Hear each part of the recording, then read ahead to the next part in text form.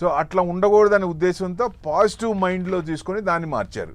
So అంటే restrictions ఏం చేశారు దీంట్లో కొన్ని, ఇప్పుడు గోల్డ్ ఉంది మన దగ్గర, మీ దగ్గర కాయిన్స్ ఉన్నాయి, గోల్డ్ ఉన్నాయి, లేకపోతే ఏమంటాము బిస్కెట్స్ ఉన్నాయి. ఈ బిస్కెట్స్తో లోన్ ఇవ్వద్దంది. ఓకే, ఎవరు ఇంకా ఓకే లోన్ ఫైనాన్షియల్ అసెట్స్ కానీ ప్రైమరీ గోల్డ్ సిల్వర్ ఇట్లాంటివి ఇది చేసుకోరు. సో అది మెయిన్ అసలు.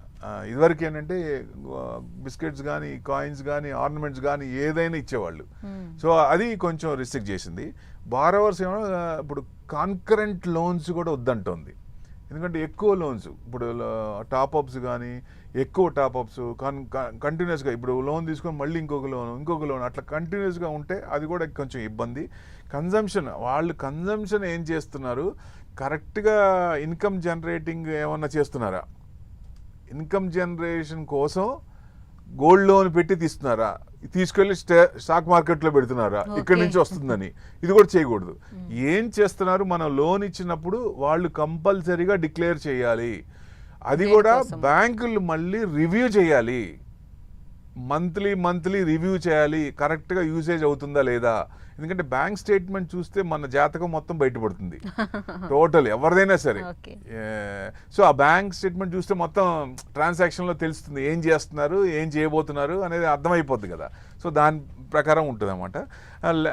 అంటే డిస్ప్యూటెడ్ గోల్డ్ ఇట్లాంటివన్నీ, అంటే మళ్ళీ కొలాటరల్ పెట్టకూడదు, కొన్ని రీప్లేస్ చేసిన గోల్డ్ మళ్ళీ కొలాటరల్ పెట్టకూడదు. సో అది కొంచెం హింట్ ఇచ్చింది బాగా, అది కంపల్సరీగా చేయొద్దని చెప్పింది. స్ట్రింజెంట్ రూల్స్ ఆర్బీఐ డిక్లేర్ చేసింది. ఎందుకంటే కొన్ని లిమిట్స్ అండ్ క్యాప్స్ కూడా పెట్టింది. ఏమిటివి, సపోజ్ ఇండివిజువల్గా బ్యాంక్ వెళ్ళినప్పుడు ఎంతవరకు తీసుకోవచ్చు, మీకు ఎంత 10 కేజీలు బంగారం ఉంటుంది, మీరు ఎంత పడితే అంత పెట్టి తీసేసుకుంటారా, కుదరదు కదా. సో వాళ్ళు మళ్ళీ వాళ్ళకి కెపాసిటీ ఉండాలి, ఇన్కమ్ జనరేషన్ ఉండాలి, ఇన్కమ్ సోర్స్ ఉండాలి, ఇవన్నీ పే చేయగలడా లేడా అనేది ఇంపార్టెంట్ కాబట్టి దాన్ని బట్టి చూస్తారు. అంటే బుల్లెట్ రీపేమెంట్స్ అంటారు. ఇద్దరికి 1 ఇయర్ అబౌవ్ ఉండేది, జస్ట్ గోల్డ్ లోన్స్ మొత్తం 1 ఇయరే, 1 ఇయర్ లోపల మొత్తం కట్టి మళ్ళీ చేయాలి. అంతకుముందు ఏం చేసేవాళ్ళు, మీరు ఏదన్నా బ్యాంక్ కానీ ఎన్బిఎఫ్స్కి వెళ్ళినప్పుడు గోల్డ్ లోన్ తీసుకున్నప్పుడు జనరల్గా ఇంట్రెస్ట్ కట్టాలి, లేదా పేమెంట్ కొంత ఇంట్రెస్ట్ పేమెంట్ కడుతుంటే లాస్ట్లో మళ్ళీ రెన్యువల్ చేసేవాళ్ళు. ఇప్పుడు అట్లా కాదు, total amount interest with initial principal amount మొత్తం కట్టాలి, కట్టిన తర్వాత మళ్ళీ ఫ్రెష్ లోన్కి వెళ్ళాలి. ఓకే, ఇది డైరెక్ట్గా ఇవ్వడానికి లేదు, రెన్యువల్ ఆప్షన్ తీసేశారు. ఓకే, అక్కడే కొంచెం మిస్యూజ్ అవుతుందని.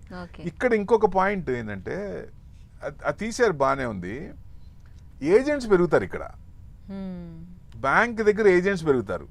నేను ఒక 10 కోట్లు పెట్టుకుంటాను, బ్యాంక్ లోన్స్ అన్ని ఇట్లా ఉంటాయి కదా, దాని అవసరార్థం నేను క్యాష్ రెడీ చేసుకున్నప్పుడు మీరు బ్యాంక్ వచ్చినప్పుడు ఆ సంవత్సరం ఇవాళ లాస్ట్ డేట్ కట్టాలి, మీరు కట్టరు, ఏం చేయాలా. సో అందుకని ఏం చేస్తాను, నేను మీకు క్యాష్ ఇస్తాను, ఇమీడియట్గా మళ్ళీ వచ్చేస్తుంది కదా, వితిన్ అవర్స్లో మళ్ళీ ఫ్రెష్ లోన్ వచ్చేస్తుంది, ఇది చేసి లేదా ఇంకో పేరు మీద తీసుకోవాలి, అది ఇబ్బంది కదా. సో అందుకని ఇట్లాంటివన్నీ ఉంటాయి కాబట్టి, సో ఏజెంట్స్ కొంచెం ప్రమోషన్ అనేది మళ్ళీ వాళ్ళ దగ్గర నుంచి మళ్ళీ కమిషను ఎక్కువ తీసుకుంటారు, అప్పుడు క్లయింట్కే ఇబ్బంది. సో అది కొంచెం ఆర్బీఐ గవర్నర్ గారు కూడా దాని మీద ఒక శీతకన్ను వేసి దాన్ని కూడా కొంచెం కంట్రోల్ చేస్తే ఇన్వెస్టర్ అనేది బ్యాంక్ క్లయింట్లు కానీ వాళ్ళందరూ హ్యాపీగా ఉంటారు డెఫినెట్గా. ఎందుకంటే ఎక్కువ కన్జంప్షన్ ఉన్నాయి, తక్కువ రేట్లో ఇంట్రెస్ట్ వచ్చినప్పుడు బయట మన కన్జంప్షన్ ఎక్కువ చేసుకుంటారు, అది మన మంచికి. ఇట్లా